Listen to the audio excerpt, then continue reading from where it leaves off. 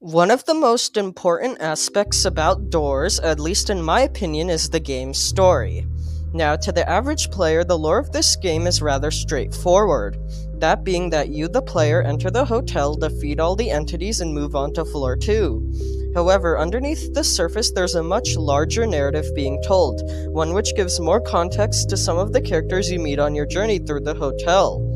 Now, one of the most important entities who gives us probably the most information about the game's lore is Curious Light, and it only takes one look at them to notice some strange quirks about their behavior. So today, I thought I would analyze Curious Light's character as well as importance to the story of Doors, and I'll be sharing the results with all of you viewers. With all of that being said, let's begin. Alright, so I first want to start off by giving a quick summary of Curious Light. Curious Light is a character who physically takes on the appearance of a yellow glowing light. They can be found in the rooms and the backdoor sublevels, and after each death in one of these areas, they will talk to you about the entity you died to. However, unlike Guiding Light, their blue counterpart, they aren't very helpful, and they usually state no useful information or something which the player would likely have already found out. Now, although they may not be useful in terms of providing information on game mechanics, their unwillingness to share how to survive actually benefits us. And that is because Curious Light, unlike Guiding Light, actually will share their emotions, ideas, and experiences with us. And this results in them giving us vital information about the game's lore. Now, I would like to bring up Curious Light's character development. You see, due to Doors' complexity, updates rarely happen, and that means that the progression of the game is very slow. This in turn means that it takes a while for characters to actually develop. However, Curious Light was actually given some character development in the form of how they are portrayed in the back door. Now, based on evidence in the game, we know that chronologically the player enters and escapes the back door after accessing and escaping the rooms.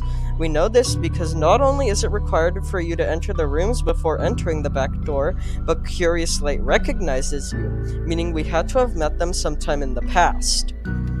Anyways, something which you probably noticed when playing the back door is that Curious Light is actually a lot more helpful when compared to when we meet him in the rooms. For example, in the back door, Curious Light states how they put the levers around the map to help us avoid haste.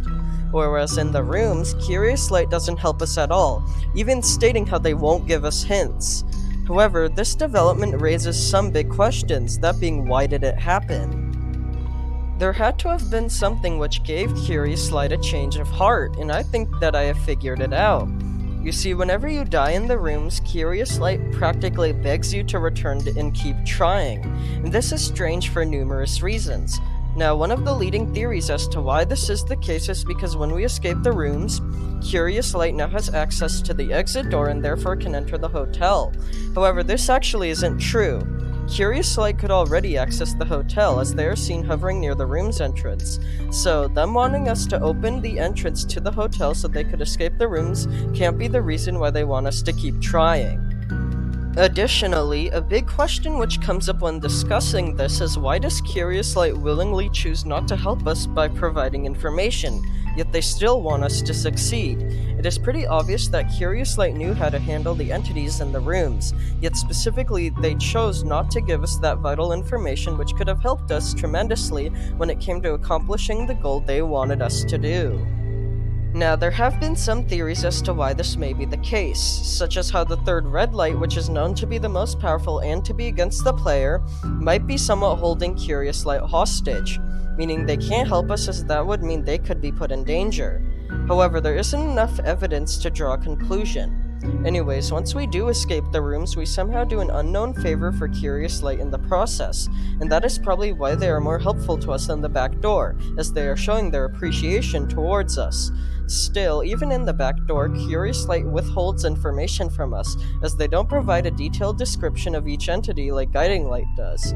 Either way, I do think Curious Light is grateful towards us for helping them do their unknown goal in the rooms, and they may become a useful asset to us in the future if we ever do need them. Moving on, I would like to touch the basis of Curious Light's relationship to other characters as well as their personality. Now, as I had just described, Curious Light needs the player for something, and after we unknowingly do that thing for them, they become a little more helpful and grateful towards us. However, the player isn't the only person who Curious Light has interacted with. You see, we know based on various pieces of dialogue from this character that they have at least interacted with one other character, one who is only referred to as she. Now, I made a whole video going over the true identity of the she character, and I recommend you check out that video when you're done watching this one, but essentially it is very likely that the she character is in fact Guiding Light. In that video, I explained how Guiding Light was likely providing information about the hotel as well as the player to Curious Light, which they could use later on to help us. This implies that although it isn't necessarily confirmed in-game, Curious Light and Guiding Light have some sort of alliance where they both try to help us, the player, succeed. As for personality, I had just described how they will tend to hold information from the player, however they do show a lot more emotion than Guiding Light. However, overall, besides asking you to attempt to complete the rooms, Curious Light generally tends to have a carefree and casual attitude. In fact, when you really think about it, Curious Light doesn't seem to be curious about anything at all, and instead they make you, the player, curious about what they are hiding from them.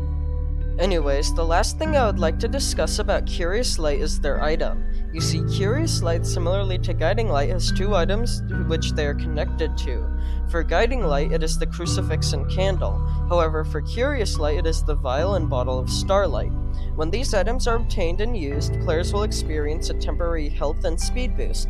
Now, something which is interesting is that the effect icon for the health boost is actually Curious Light's symbol, and seeing how both of these items are heavily themed around the character, I think it is pretty safe to say that when you use these items, Curious Light is protecting you in a way, which is pretty cool.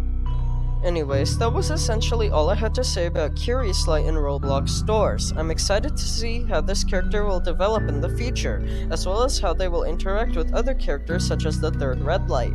With all of that being said, thank you all for watching and I hope you enjoyed.